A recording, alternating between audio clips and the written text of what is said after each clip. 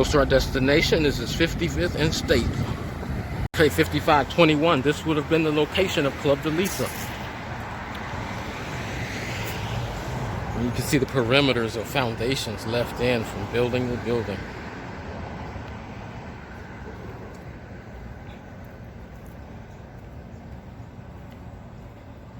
This would have been the second location.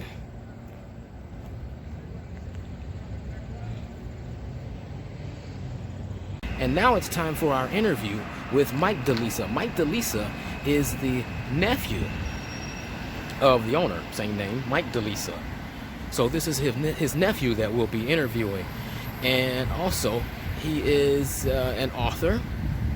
He's very heavy into the boxing. He's a New York attorney. And now for the interview, Mike Delisa. Okay, here. Hey, thanks for the opportunity. No problem. You know, I was just doing a little research and I found your information. I said, wow, that would really be great to add you into this vlog. Yeah, what exactly are you're researching? I talk about various clubs throughout the city of historical significance, mainly past. Of past. Well, there was a shitload in the 50s, you know. Oh yeah, I did. 40s and 50s. Oh yeah, I did. London House was one. Jazz Showcase at the Blackstone. Okay. Let's see. I did the Sutherland. I gotta check. I have a whole bag full of matchbooks from the era. Oh wow. Chicago and all the different clubs and stuff. Oh, you know, I was looking up for some of those on London House like a week ago. Let me see what I have. I didn't think of it. Yeah, I think London House also had some coffee cups as well on eBay. Yeah, I got from Club Delisa, I have the table knockers. You know what that is? Table knocker. Yeah, you hear that? Yeah, I What they would do is, instead of applauding, they used to put on every table a little table knocker, which was a wooden stick with a ball on the end, and of course the stick was inscribed, you know, Club Delisa, whatever. And instead of applauding, everybody would knock on the table with the table knocker. That was the thing in Club Delisa. Get out of here! That's interesting. Yeah, it's crazy. Yeah, so I don't have Club Delisa dice, but there's dice out there. I do have some matchbooks. I have some stirrers, some metal. You see that little metal stirrers. I'm trying to think what else I have. And and a ton of. You may have seen the Club Delisa, like they would take tableside photographs. They had a girl. Right. Yeah. Tableside. I have maybe 100 of those with different people sitting at the tables with the, you know. Oh, I've been wow. collecting those over the years. Yeah, I think I saw those online as well on your site. Yeah. Well, I have a Facebook page that's devoted to Club Delisa. Okay. And also there's a website called clubdelisa.net. Yeah.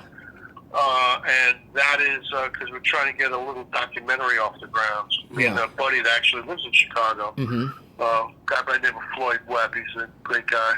Okay. Yeah, so we have that. And anyway, okay. That's you know, neither here nor there.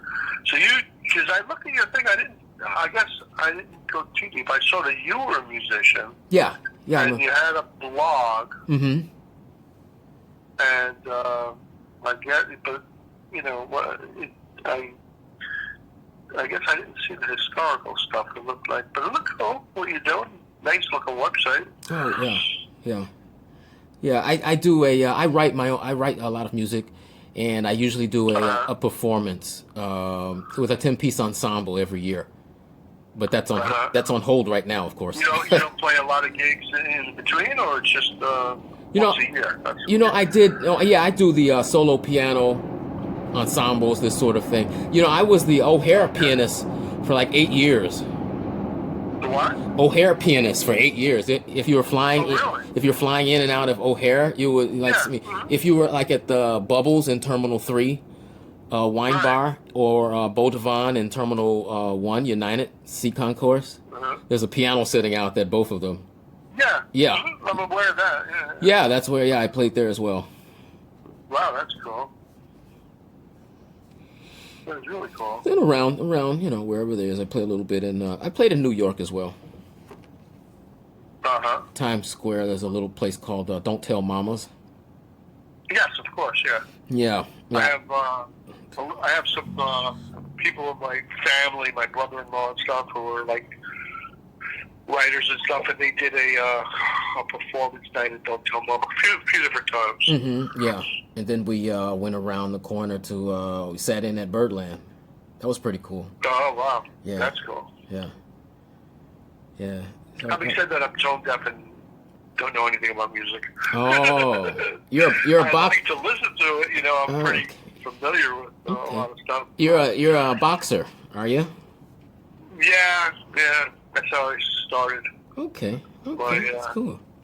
I wrote toward all this. So from my understanding, the club was started by four brothers. Is that correct? Yes. Yeah, there were. Well, I'm not sure how many of the brothers started. Certainly, there were 5 Delisa brothers, and at least 3 and maybe 4 started the Okay. club. So, a bunch of brothers. Oh, okay. And And that was as a speakeasy, in the early 1930s. okay. Then in 1933, when Prohibition was lifted, Okay. okay, Mm-hmm. they just had the same place, and they just, then they became a legit club. Yeah. So 31 was the earliest. Yeah, around Yeah, 31, right? Okay. Yeah, Okay. as a speakeasy because Yeah. booze was illegal at the time. Yeah. Yeah. Do you know whose idea was it to open the club?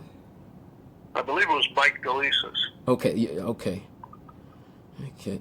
Did you ever go to the club? Were you of age? No, they closed it in 1958. I was born in 57. Okay. And they closed it in 58 after a cop got killed there and all kinds and actually 2 of the brothers died. Mm-hmm. Mike Delisa died in 58, and then they just closed it down. Oh, and then the other brother, the 2 brothers died, right? And then Yeah. yeah, I read that many of the dancers danced at clubs around the country. Is that right? Yeah, well, there was a circuit, okay, of different clubs that people could play at. And in fact, some of the same acts that played at Club Delisa would also play at even like the Cotton Club and things like that. And so, as at times, you come in for a week or two, like the way that stand-up comedians go around the country today to different comedy clubs. Mm-hmm. Would be different dancers. They were really not just dancers; they were specialty acts. They each had like their own little specialty. Mm-hmm. Who was, some exotic, person from Saudi Arabia or something, and she would do her dance. And Okay. a couple of others, and, Yeah. that kind of thing. Yeah. The only people that didn't play at the Cotton Club were, they had some transvestite dancers and things like that. That was like,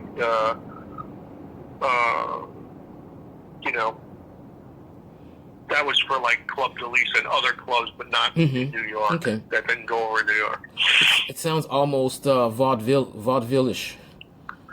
It was a step up from that because it was like the nightclubs. It was, vaudeville had a very specific, thing. It was more for theaters. Mm-hmm. This was a, nightclub, and so it was more, getting people involved as opposed to just sitting there and watching a show. Mm-hmm. People will be, in other words, if you go to a theater and somebody's playing, a song, you watch it. If somebody's playing a song in that club, you dance, at the same time. Right. You don't just sit there watching the group. Even though, of course, the groups that they had there, I mean, Sun Ra was, led the house band for a while. Yeah. Red Saunders was there forever. Yeah, I read that, yeah. Fletcher Henderson ran the band for a while. So these are not, like, untalented guys. And they are obviously a step up from, vaudeville. Certainly, Right. Fletcher Henderson was Yeah. a talented guy from the get-go, and he put in his work there. Yeah, exactly. Yeah, the club lasted for about 20 years, 21 years or so. Hold on. Yeah, well, think about it. You're going to say that 33 would be the first date that it actually was a legit club through 1958. So, I mean, I'd have to do the math. 33, 43, 25 years. Yeah, 25 years. That's pretty good for a club. Yeah. You couldn't get a club. Yeah, they lasted. Yeah. Well, they lasted there for a lot of different reasons. Like, for example, the musicians like to play there. Acts like to play there. Why? And there's a recording of Sun Ra saying, the one reason why everybody liked the Club Delisa is because the only thing that Mike Delisa cared about was green. So you would come in, you'd do your work, you'd get paid. You know what I mean? You'd get paid. That was like another place you'd have to fight for your money, or he was very good about paying the musicians, paying the people, and not caring, if blacks and whites sat together. That was cool. Yeah, I got plenty of photos. Black people, white people sitting around talking. I'm sure they were all dancing together. So it was, a club where there was, an integrated audience. As opposed to the Cotton Club, where there was no such thing. You couldn't go in. A black guy couldn't go in and watch the act. The acts couldn't walk in through the front door even. It was a big difference. So in the black community, Mike Delisa had a pretty high reputation because he was cool. And in fact, at one point, somebody complained that white people were getting better tables than black people that would come in. and the answer was, wait a second, time out. Mike Delisa specifically hired black ushers. Okay? There were no white ushers in the place, which meant that whoever tipped those ushers got the better tables. Yeah. So that was the deal. Right. You know what I mean? Yeah. Okay. It was an interesting way to approach things, at least. Yeah, cash is king. And the other, so that was the one thing, right, in terms of how we treated people. The second thing was that they had this great concept, and that was on Sunday nights they would play all night, and like at 6 o'clock in the morning they would serve breakfast. And people would stay there till 6, 7, or 8 o'clock in the morning, and then go off to work directly from the club. Oh wow! They had Sunday night dinner. Can you imagine? Oh wow! All night long, and then they would break out breakfast. They'd serve everybody breakfast. It's like there's no reason to leave. Monday. Yeah, no reason to leave, man. Just go, like at this point, it's 4 o'clock in the morning. What the heck, man? Stay another hour, have breakfast, and go on your way. Right. Yeah. That's definitely the type of gig that musicians love, to play and get paid on time. Yeah, those are always of priority. At when did you realize that this place was of historic significance? How it is, I didn't really realize it until about maybe 30 years ago. Okay? It wasn't something that was really like a big deal or talked about at the time because it was closed up. So when I was like 20, 25, around there, I was born in 57. So like in the early 1980s, I started becoming aware of it, started asking questions. In 1985, I took a trip cross country in a car and just drove all around. And on the way back, I drove through Chicago and started just like asking people, because I didn't even know where it was. It was like I knew it was on, I guess, State Street, is it? You were living in New York at the time. Yeah, I was living in New York. I drove actually from New York, San Diego. For the San Diego Comic Book Convention. Then I drove north to Las Vegas, and then took the northern route home through like South Dakota and stuff, and stopped in Chicago. And like nobody knew where it was and heard about it. And I had the address, I couldn't find it. And then a few years ago, well, at least the last time I Googled it, maybe 5-6 years ago, it was just an empty lot, the space. Yeah. So I guess it, Yeah. Yeah. that was the end of that. But there were two places, The first place, the one that opened in the early 30s, in 1933, from 33 through 40 or 41, it operated right across the street. And then what happened, it burnt down. Okay, It yeah. burnt down. Just by coincidence, Mike Delisa had been building a new club across the street. So they never even closed. And 2 days later, they opened up a new club, and it happened to have, like, air conditioning and all this, like, modern conveniences and stuff. So God knows what happened there. He had to get out of that lease to move the club. And so they were they were right across the street. Exactly why it burned.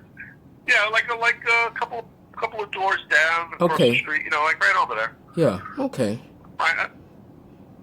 So I mean, he did put in air conditioning and stuff in 1941. That was a big deal, Yeah, yeah. I have about. I mean, it was a neighborhood club. It was meant for. Oh yeah. I keep. And he wanted everybody to come. He wanted to repeat, and it was a big deal for people to go there. The one thing I love is, like, on Mother's Day, a lot of people would go there. They would serve dinner and stuff, and you'd see and I have these things with tables of like 15 or 20 women, all with their, Mother's Day hats. So it's like I'm so like into that, like all the different hats that that they would wear and stuff. They were all like happy and everything. Yeah. It was a cool place. Oh, yeah. The only thing is, and they never really had any problems except for at the very end, 1958. There was some sort of altercation with an undercover cop in the place. I'm not really even too clear about it, and the cop wound up getting killed. And that really brought things down, especially after, like Mike Delisa had died, and it was just, so he would have never let that happen, I don't think. He wasn't there that night for sure. Yeah. I can always remember hearing the name. I'm in my 40s. And at least about 20 years ago, I can remember a lady telling me that she was a dancer at Club Delisa. Well, yeah, I get a bunch of them through the website, that either they were or their parents were. My mother worked there, my aunt worked there, all that kind of stuff. And I've been saying to Floyd lives in Chicago. Floyd, man, here's what I want to do. I want to go to Chicago, do some advertising, get the word out, maybe to some radio stations, however we're going to do it. Party, invite anybody that, remembers Club Delisa, come and talk, just meet as many people as we can, and then from there set up interviews for a documentary of all these guys. There's one guy who's 100 years old that was a dancer. If you look on the he danced there. He was a tap dancer. So it's a shame. Like even one of the Delisas from Chicago, he died only like 2 years ago. One of the sons of the original group. Okay. He was like 80 years old now today, and I never even got to meet him, even though like we were in touch and we were talking and everything. Yeah. Keep in touch because one of the things I want to do is I want to have some original music for the for the documentary. Okay, and I want to recreate a couple of things, and maybe you can get involved. Oh, I'd love to. I'd love to. More recently. Or something, oh yeah. I could play the part. If you could, More so than me. I'm a fucking fat kitty. Right. Yeah. More recently, I told someone I was doing this, and they told me that their this person is in their 60s, I guess, or near the 70s, and they told me their parents used to always go to Club Delisa. Yeah. Used to always be there. It was a very popular thing, and there's still a lot of people that remember it. They would go, even if it was just once a year, like as a special occasion or something. But then there were a lot of locals who just went. They went all the time. They went every week. It was a cool place. I'm happy to have, that in my family history. That these guys did this in Chicago. Yeah. In a community that not just like say black, but it was also like gay and lesbians could go in there and feel comfortable that they were going to get a table. They were going to get served. Nobody break their intimidate them or do anything. I think that's great. There's a story of one.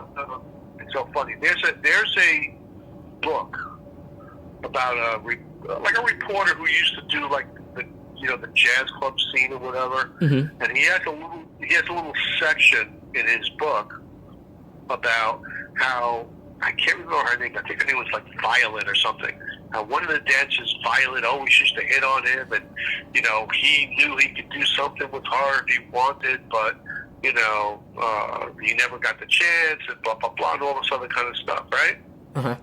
Then there's another book where it says Violet was a transvestite, and everybody knew it except for this reporter who thought that she was so gorgeous and that he had a chance with her. Oh my God. Yeah, sometimes you can't tell. I don't know. I think it was like an open secret. Oh, it man. It's like, for example, Ellen DeGeneres. Yeah. She came out as gay, and it was like, of course, you've been on TV for 10 years. You don't think we know you're gay already? You know what I mean? Take a look at your show. It's all lesbian stuff. So I think it was kind of like that. People, everybody knows. Yeah, poor guy. Except for this one, They didn't let him in on the secret there. Yeah, well, I guess they didn't think they had to. But when this book came out, they were like, you don't. But there's a lot of cool stuff. I mean, a lot of cool stuff. George Kirby, I don't know if you remember that name. Oh wow! Wow! But, listen, George Kirby was an MC there as a young kid. Oh really? In his 20s. Yeah, he was the MC at the place. That's how he got his start. Oh wow! The MCs of these kind of places, they are kind of like stand-up comedians. I didn't know that. Yeah, That's you know really what? That's kind of like where stand-up comedians came from. For example, Lenny Bruce had the same sort of background, where he was like in a strip club, and this wasn't a strip club, but it was was a club. It was a nightclub. It was for adults, and he used to introduce the different acts and things like that. Same thing with George Kirby, who had a rough life. If you know anything about him, it's like, geez, he wound up going to jail at the end, like in the 80s or 90s, for like drug dealing or something. It's like, what? Oh wow! Joe Williams was a big act there. And people like that. What's her name? Little Miss Cornshucks. Laverne Baker got her start there. Yeah. And then everybody sang there too. Played there. Yeah. Count Basie. Yeah. All that. Yeah. I would have loved to go there. So what I'm trying to do is I've actually gone through like the Chicago Defender and all that kind of crap because on microfilm, because I'm trying to say, okay, what songs were actually played by the people there? Do we know that? We know from some of the recordings, like from Red Saunders, like whether he played it or not. Okay, and supposedly the so-called, the hand jive, that song came out of Club Delisa, a bunch of kids. That used to go there and they used to play it in between, and they kind of made it up. Okay. Oh, I don't know if you know that. No. The whole hand drive story. They did a story in Life magazine about it. But the thing is, I want to, if there's not record, I want to have get as many recordings of songs that were actually played in the club.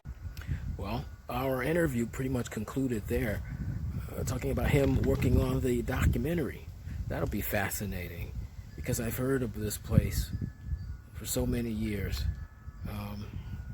And it was actually the first time that I visited the location.